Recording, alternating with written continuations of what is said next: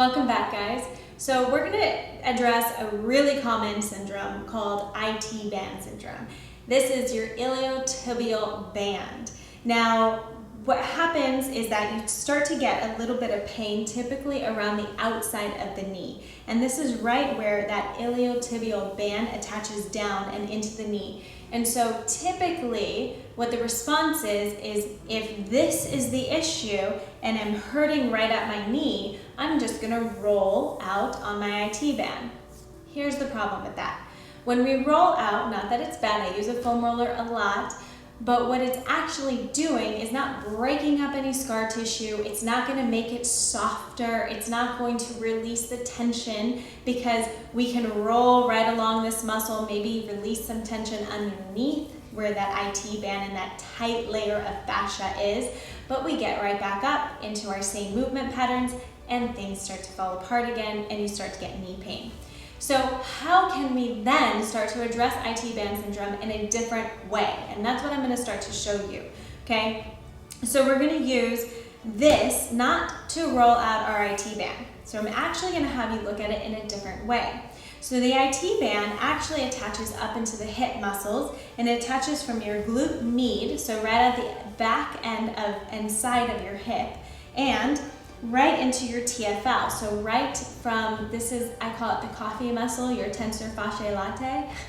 So it goes from your hip and you crawl down and right on the inside. So from these two muscles, that's where your tight layer of fascia comes in and it attaches into the hip. So rather than focusing on a tight layer of fascia that isn't going to change, what if we actually started to adapt then relieve the tension around where it actually attaches into, which is at the top of the hip. We normally wouldn't think of doing that if you have a knee pain, but I'm going to challenge you to start to try it. Okay, so we're going to use the foam roll to kind of get into those two areas. So I use the IntelliRoll because I can either roll on my glute right on this edge here, or I can use my glute right into the end where it kind of increases the surface area around the muscle and around my leg.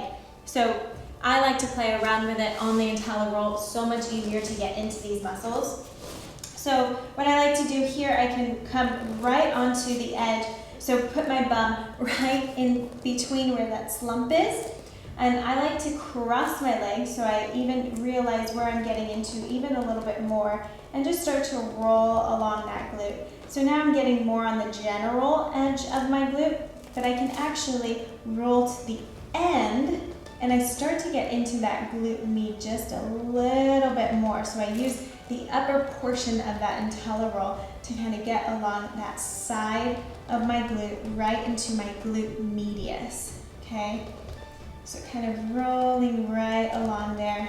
And all we're doing here, we're not breaking up fascia, we're just relieving some tension. So we're getting into that muscle to relieve some tension. So maybe we hold it, maybe we wiggle just a little bit. And just breathe, really tapping into that parasympathetic system and getting things to relax just a bit more. Okay, and then if I want to get into my TFL, or my coffee muscle, I can rotate a little bit and I can place my hip right on the inside of that again, coming down to my elbow and kind of coming into it. So again, it's going to be right where my hip bone is, down and walk over just a little bit is going to be the TFL. So I can come right into that area and just feel what it feels like to explore right along underneath that hip bone, breathing and relaxing.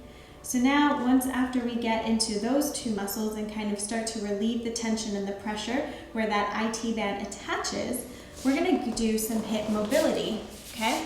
So we're going to place that off to the side. My favorite hip mobility is the hip 90-90. This thing can work magic. So say I just rolled everything around this hip. So I'm going to place this hip into internal rotation.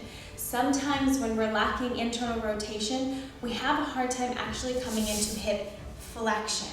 Because the thing is, if we're lacking internal rotation, it has to get a posterior shift of that hip joint. Same with hip flexion. But if we're limited in how far our leg can actually go into internal rotation, we're typically going to have restriction and flexion.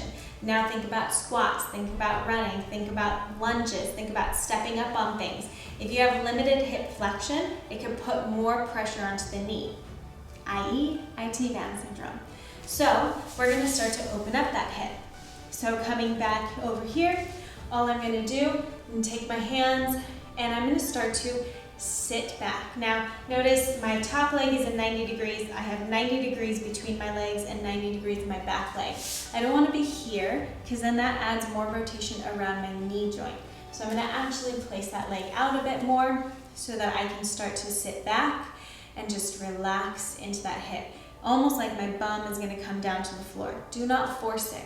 So you're just breathing, relaxing. You can even take your hand, find that TFL muscle again, and add a little bit of just some release and tension, and just start to breathe and relax into that tissue right there. Okay, then I can kind of drive it forward and I can lift that back leg, feel that muscle turn on, and then come back with it and rotate that hip. And then come forward, lift that leg, come back and sit back. Okay, so we're gonna go back and forth from this one and hold into that position for about 2 minutes before you go back and forth about 5 to 10 times. Really see what it feels like to kind of get that increase in that hip mobility and internal rotation, and then stand up and see if you have any more relief around that knee joint. Thanks for watching, guys. I hope you're enjoying it. Don't forget to like and comment below to let me know what you think, and subscribe so you don't miss any in the future.